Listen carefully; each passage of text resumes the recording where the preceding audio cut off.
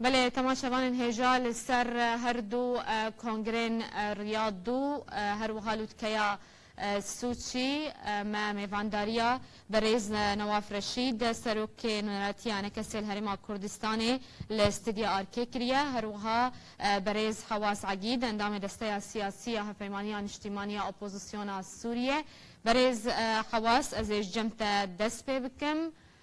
dawî zanyarî û agahî li ser kongrê Riyad dû çil cem te heye Belê dem baş bêguman civata kongrê Riyad dest pê kir tiştên sereketê de hat guftugûkirin gotina wezîrê derve Suudî hebû her wiha gotina şanderê civata navdewletî dîmstûra hat pêşkêşkirin û duê re civat vebû ser mesela danûstandinê ser proje danûstandina siyasî ya pêşerojê li hundirê Sûrî de wê biçirengî be her wiha nerîna wa ji meselê danûstandinê û tiştê li Sûriya çêdibê demê de ew bingeha wa giftugoya reşpelek ji wek beyana xîtamî hat pêkanîn niha reşpela wê bê teqdîmkirin ji kongrê re û o kongr wê giftugoyê li ser wê berdewam bike ew dawiya wê de siba ew laiha siyasî a desteya bilind wê werê ew jî werê giftugokirin û her wiha wê derkeve û desteya bilind ya neh jî wê werê hilbijartin li hundirê vê kongrê de ji ber pêkanînin ji cinêv êwet. باش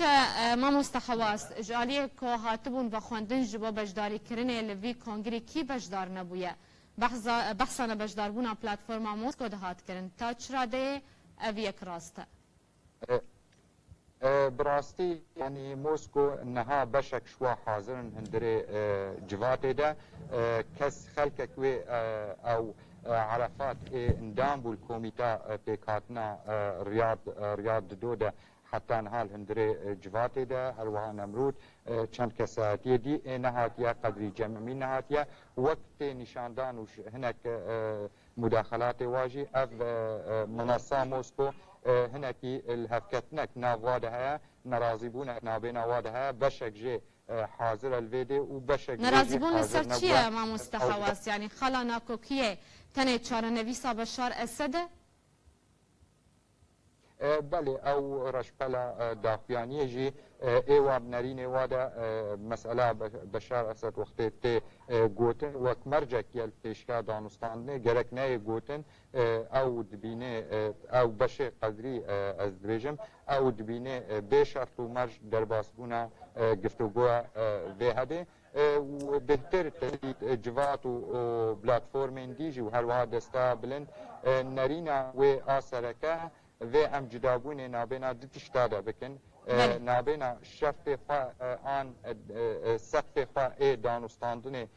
ایمه دانستاندنه تشتکه و دربازبونا گفتگوها تشتک دیه یعنی ایمه ام پیکاتینه دربازبون دانستاندنه راستوره برژیم داره رژیم حتی ایرونه پیکاتیه جوا دانستاندنه باشه بری که از بچم جمعوانی خونی استودیو ما مستحواز زیوی پرسشته بکم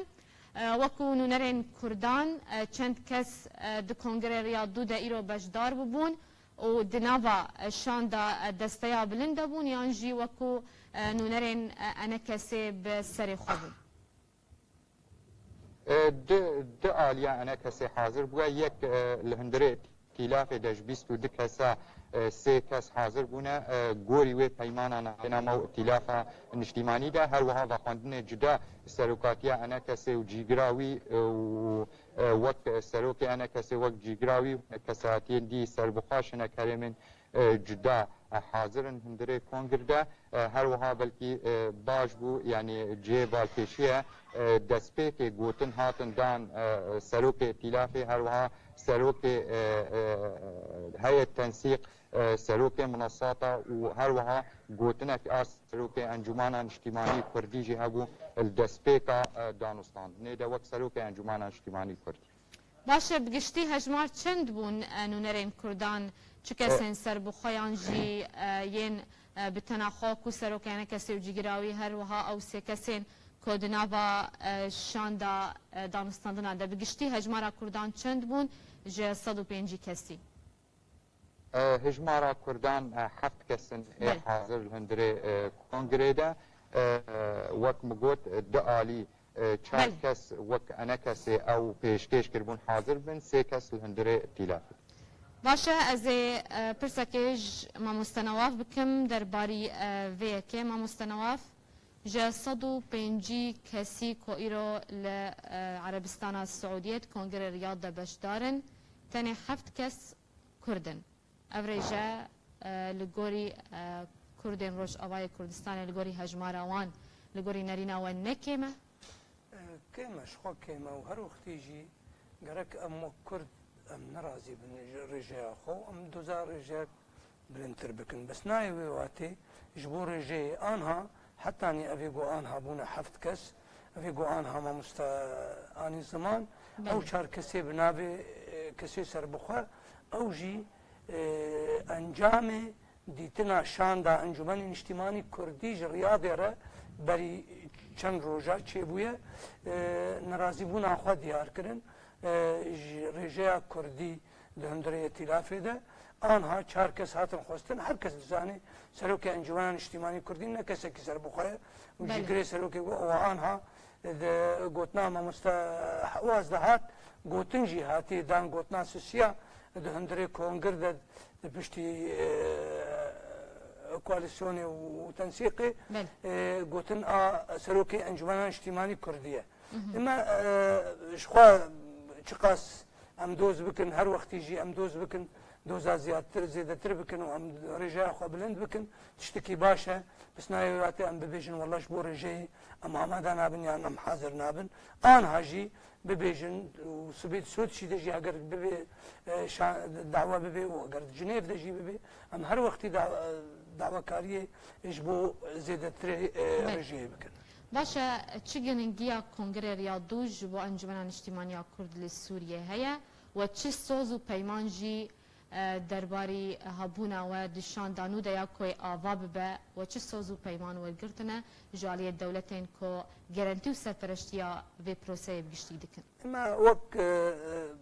انجمن اجتماعی کردی و دوان چونی خوی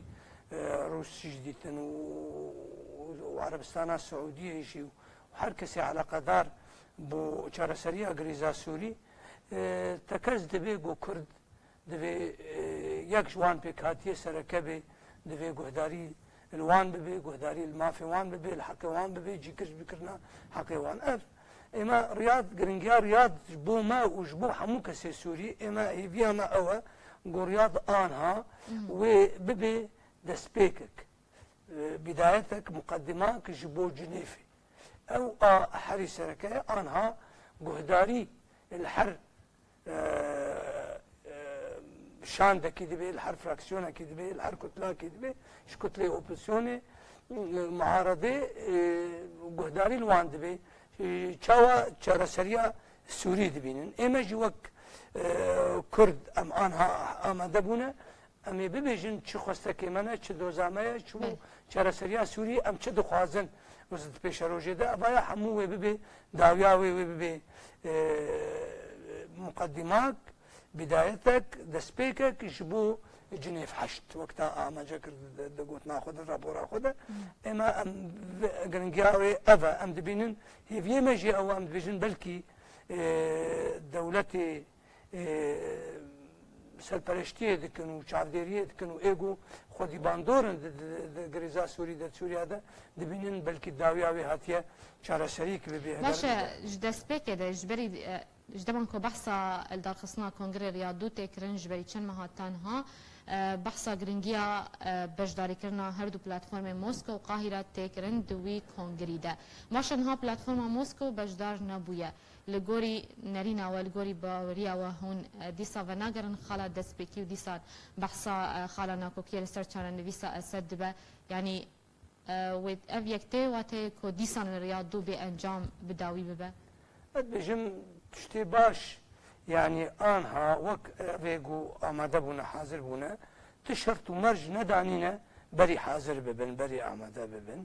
هناك قوتيا ريقو كسي حاضر نبونا هناك كسنا أمزان دانا هبدوك 1000 كسي گوتنە دوێ چارەسەریە بشار ئەسەد منەسا مۆسکۆ منەسا مۆسکۆ ئان هەوەک مامۆستا حەوازی گوت نوێنەرێ منەسا مۆسکۆ ئامادەیە تێدا بەڵگە ناماکە دەرخستیە داخوێنی کە جەنابێ مامۆستا دکتۆر قەدری جەمیل قەدری دەرخستێ گوتیە ئەم ئامادە نابن بۆ وانشتا ئێمە ئەم نەگەلکی تێون بە مادام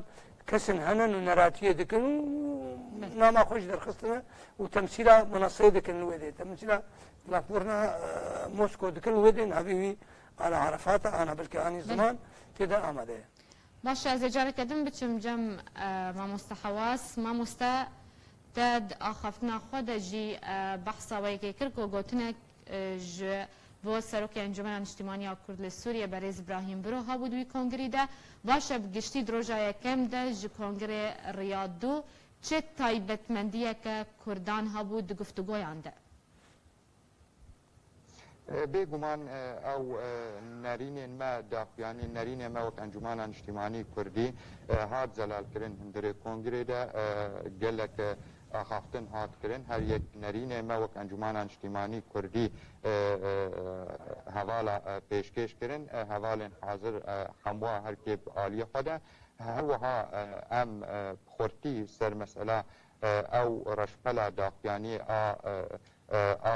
تێپێکانی نژبەر دەرکەوێ و ئانها گفتوگۆل سبێ ئەم وەک بنگە ئەم سەر شغڵینە تێدا هەندرێ وێدا فقرك سركه هي أسئلة اعترافك دستور سوري هندري دستور سوري ده باوريك عليكرن أكثر مسألة ما في ملت كرد هندري سوريا ده وليكرن هر ما في ملت كرد بحثا وبحثا شو ما في كريا دويرش بلك ده كود دستور سوريا ده ما في جل كرد بتشسباندن بله ما في نتوي كرد ما في وي وك ما في عرب وما في يعني هاتيه جمارتن عرب كرد تركمان سريان اشوري الهندري الدستوري ده ما في وهي نتوي ولا فارسن هر وها كلتورا و او بنجه بش كلتوري سوريا يعني تشوتي تشتغل كونغري رياضي اول هاتي تماما يعني شخصنا كونغري رياض بدو بالنسبه لي حتى انها حتى في قناغا ام دانستاندن يتكن او سركتنا كاش وانا راضي بوني ما يش كونغري رياض يا اول هروها او تشتين جي دركتن الهندري دستا بلند خلاص بويدا باوريه مش قال لك اصلا وي اما خلاص بمن في كونغري رياض بدويدا هل وهاوي ببنجاك ام هنا قابين زيادة ترباوجن السياسات اذا تشتك نينة روجا دسبيك اذا هر تشتي تتوك لي تتخوازي تبيك بيني لي باوريه مدى بنجاك باش هاكير دانين سرتي آواكرن هندري دستا بلند يعني هو هالبجارتن او ببي بنجاك بيشاروجا تيكليا بمسألة جنيف وجغيني جنيف داجي هابونا كرد بحمورنگا بآلية خواب آسته خواه سياسي جي وهر وها بآسته خواه ايري خصني جي بزيادة تربي وقلكي باش تربيش رياضة يكي باش مامۆستا حەواس لەسەر نەرینێن وە یەکەوە پێشکەش کردبوون هەن وەکو نەرێن کوردان چیەن سەرێ خۆیان سەر بخوا چژی یەک ناوا شاندێدا نەرینێن کەوە پێشکەش کردبوون هەروها ئەف داخوازە کۆ وەخۆستیە درەش پەلکێدا وەرە تەسبیتکردن وەرە چەسپاندن ji بۆ مافێ ملەتێ کورد دەستورا سووریا بێدە نەرین یانجی ئەو کەسێن کۆ بەشدار لە کۆنگرێ ریاد دوو چه ئالیەن ئۆپۆزیسیۆنێ بە چه دولتین کو سرپرشتیا وی کنگریت که نرینا وان چبو لسر داخوازن انا کسی باوریم ده یعنی تشتنه باش ما درباز کرنه الهف کرنه نابینا همو بشن اپوزیون الوی ده حاضر نو نرین و کمیتا پیکارتنه ده از یک شوا کسی بردوان بوم الهندره و کمیتا هبو آج هفتشت کسا تیکلیا و دانستاندنا بواره باوریم ده گاون باش هاتن آویتن آویکرنک جوا هبو بلکی نه هر تشت وک ام تخوازن لی تشتن باش مسئله نتوی کردی ده هاتن دارخستن یعنی او سرکتنا که وقتی تو وک هذی که نابینا مافی نتوی کرد عرب الهندری سوریا داد که باوریم ده سرکتنا باشه نزیک بونک سعودی روسی تاراده که هیا هون نابینن کنگره ریاض دوجی کتیاد من باندورا روسیه ده؟ باوری مده نه یعنی کنگره ریاض شپا بگمان دستپیک ده ام تخوازن روس شریک به آلیه چاره سرکرنا سیاسی هک روس وری و نیزی که چاره سرکرنا سیاسی به مد دستپیک ده خواستی و هیویه ما اوه روس شریک به مسئله چاره سرکردن سیاسی سربنگاه بریارین جواکا ناو دولتی هک روس نزدیک به نونر روساج حاضر بو هر وهان نونر سو پنج ولاتاج حاضر بو الویده و صبه هک او نزدیک مسئله چاره سرکردن سیاسی بن اوجی سرکت نک باوری من آرمانجن پیشروج ایش سوریا پیشروج را و تکوی خدمت و برجواندی ملت سوری لی وکو ام زانن روسیه بخوجی آلیگر رژیم اسد ده چاوا سرکتنک به ما مستحواز بگمان او آلیگر بواری خواه لشکری ده او دیار او زلالش هر کسی ده لی ایلو باوری مده روس گهای باوری که به چاره سرکردن سیاسی مسئله سوری هبه چاره سرکردن لشکری نممکنه ام مزلال گوت و هیوی ما یعنی گوت نامن وکی یعنی نزیک بوون ئەوەیەش مەسئلە چارەسەرکردنا سیاسی و ئاریکاریا و چارەسەرکردنا سیاسی رە ئەمە دبینن سەرکەوتنێکەش بەر چارەسەرکردنا سیاسی بۆ بریانین جڤاکە ناودەوڵەتی بەیانە جنێف یەک بێژێ چێکردنا حکومەتێک بە گوهێز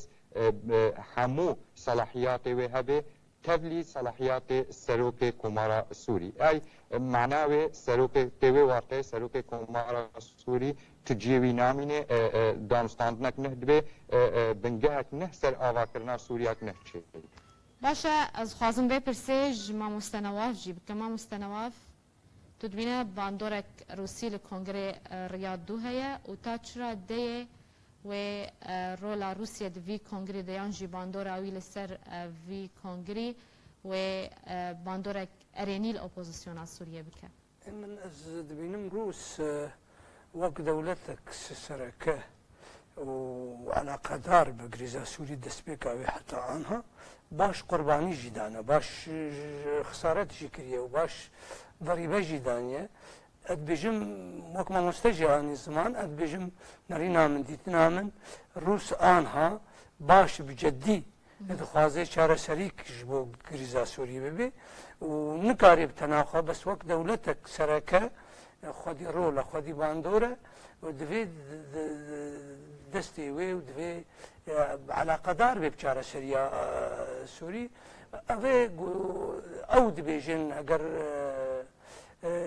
میلداری به اگر لاینگری به اگر چه به هبندی به رژیم سوری بجن مخته گو موقع خوی آنها تازه وقت چعفدیره کی و جمره وقت سوریا بحمو پیکاتی باشتر به گو سوریه گو روس من سرپرشتیاوی ده چاره سریک اجگریزا سوریه ببی باشه لسر عرضه لسوریه امریکا رولکویا لشکری و هیزنوی لعرضه هنه باشه جبرچه لسر آستا امبیجن کنگرین کنهاتین لدارخستن چه ریاض به چه کنگره سوچی به کویرو لوتکه یک لسوچی هات گریدان دنابرا آلیه روسیه و ایران و ترکیه ده لی امریکا دوره جهر دو کنگران سوچی جی و جریاد جی جبر چه رولا امریکانینه و اویک ده چه باندوره بکن؟ اد بجم امریکا تجاری تجاره سری و چه نبی بی امریکا نه آمده بوناوی نه معنا خواه امریکا تیدا نه آمده جبرچن رولاوینه اشکره رولاوینه اشکره رولاوی تشتكي دي البالي سركها إلو روج شر تيروري وداعش واللي سر عرضي دكي بهتر وك كاري قام هم خو كريه بو إدارة أزما سوري إدارة دكي بس شار سري آنها شار سري وتجاري قد وأف رياضة جو آنها إلو كونغري رياضة شدبي وصبي يقول كدري شيبي وندبن توافقاتي دولتي واتفاقات اقليمي واي دولتي اي روسا واي امريكا واي تركا وحتى دولتي خليجي وتدا حاضر بن هجر تدا حاضر بن آمده بن وكس بس وي شرط مرجوان وحمود شتيوان تدا حاضر بن بجمك اتفاقك ناف دولتي ابا نروسا بتناخويا امريكا تدا آمده بس بەلکی ئەمریکا ڕۆڵا خۆ دەبینێ بهتر ئیرۆ ڕۆژ مهماوێ سەر عەردەی شەڕی تیرۆرێ دکێ ڕوس ئانها بهتر موضوعی سەرپەرشتی و ئیداری و وەک ڕۆڵێکی تەئسیرێکیژی ڕێژیما سووری کارێت تەئسیرێکی بکێ وەک دۆستێکی تەئسیری لێ بکەن و بژێ بداوی هات حتا بێ